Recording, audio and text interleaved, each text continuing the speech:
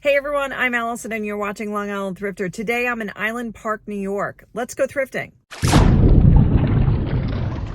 I was on Facebook or Instagram the other day and I found out about this white elephant sale this church, Sacred Heart, has on Wednesdays, Saturdays, and Sundays here in Island Park. So let's check it out. The Parish Center is located across the street from the church, and the white elephant is their mascot. It's not for sale. Once you get inside, it is a huge auditorium, beautifully arranged, and everything looks so clean, and it doesn't look like a thrift store or any kind of place that you're used to going to. We need to get rid of those signs. Nobody wants them anymore. There's a Morano Glass area and some beautiful pieces. They are priced accordingly, so you'll find things in the $100 range. For some of these pieces, that was $125. Also over here, I found this Ford & Sons Flow Blue Tureen, although it did not have the underplate, and this was $75. I've seen others, similar ones for sale and have sold for like $250, but I think these are kind of a hard sell. They're definitely things that are going to be sitting in your inventory for quite a while. These glass plates ran anywhere between $60 and $125, but I wasn't interested in them. This was an unusual sculpture for $12, not something that I would buy or try to resell.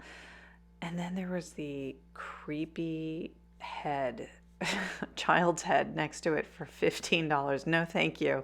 I will pass on that.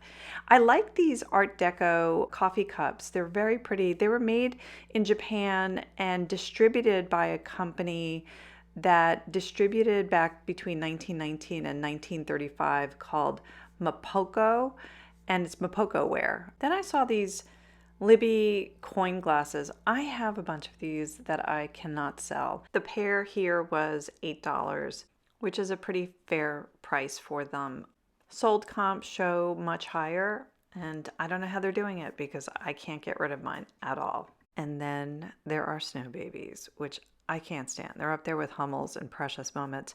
What do you think of these autographed Star Wars pieces? These are officers and stormtroopers, but I'm not really sure if they're worth much. If you do know much about Star Wars memorabilia like these, please leave a comment below. I'd love to know a little bit more. Then over here, there was a whole table of Lenox. Lenox used to be really big in the 80s and 90s, but now I don't think it's something that people really want to buy anymore. So they're not that great. There's a lot of them out there as well, and nobody uses this stuff anymore. So I don't know who the buyers are really, unless you're having like a tea party, and you might do that once and then never again. Here's some Wedgewood Jasperware, and Jasperware was big in the 50s and 60s. This is only $6. Online, they can run around 8 to 10, so you're not really getting a big difference here on pricing.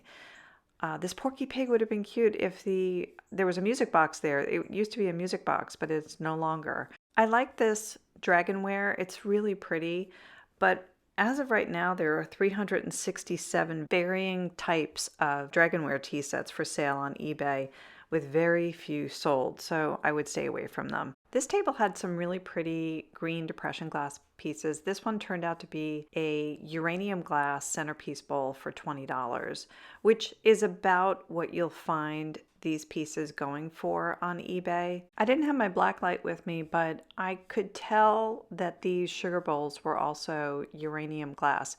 They weren't listed on the tag. And I really thought they were cute. $7 was a little bit higher than what I wanted to pay for them, but I decided to take a chance on both of them. I don't think I'm going to get much of a return on the $7 each, but you never know. There are a lot of uranium glass collectors out there, and these were in pretty good condition. When I did get them home, I did put them under the black light, and they definitely are uranium glass. Look at that glow, so pretty. I like this candelabra. It looked definitely mid-century modern. It was only $10, but then when I looked it up, I found that it's actually Pottery Barn, and they're selling between $52 and $105, but there are no sold comps. This is a really pretty gossip chair for $40. It's in beautiful condition. It looks like it's probably from the 30s or the 1940s maybe. You are old. That's just mean. It's in very nice condition, and I think it would look good in someone's home. It's a very pretty piece. Meanwhile, over in the linens area, I found these really pretty curtain panels, which were in great condition. Some of them were only $4 for one and $11 for a pair. Then this bedspread was gorgeous. Look at this workmanship. It's just incredible to think how long that must have taken to make. It's beautiful for $60. And then this is a vintage tablecloth, which was $80. Both the handiwork on them was amazing. Then I saw these lamps over here. I didn't love them, but I didn't hate them either. Tell me what you think below. This is a set of 2 for $30, definitely mid-century and definitely interesting, but I don't know if it's interesting ugly or interesting. Then I saw these glass nightstand table lamps, which I thought were very pretty, but I don't think they were really mid-century modern. I think they were retro style, made to look old. Then over here in the kitchenware area, I found these anchor hocking casserole dishes, which were in really good condition and very pretty.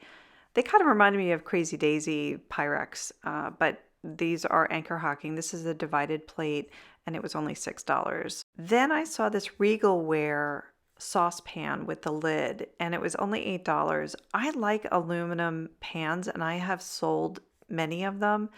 The only thing was, when I looked these up, I did not find a lot of sold comps.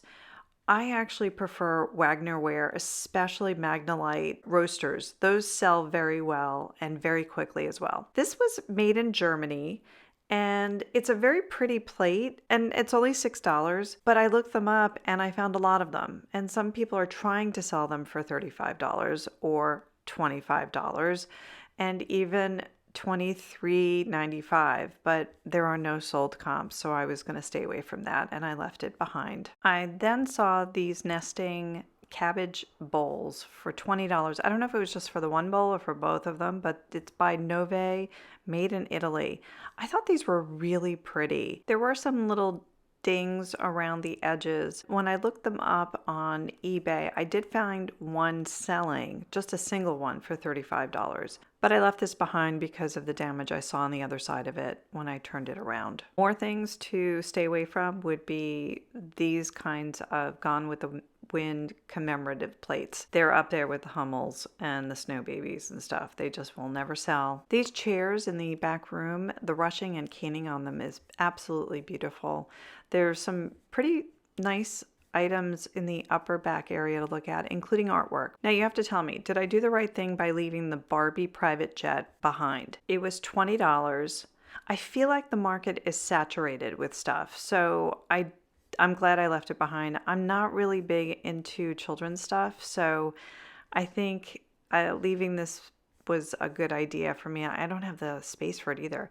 Then there was the RV or tour bus. I don't know. She's probably a tour bus gal. $15 for this. Would you have bought it? Leave a comment below. You should definitely check out the Sacred Heart Church White Elephant Tag Sale. It runs January through September.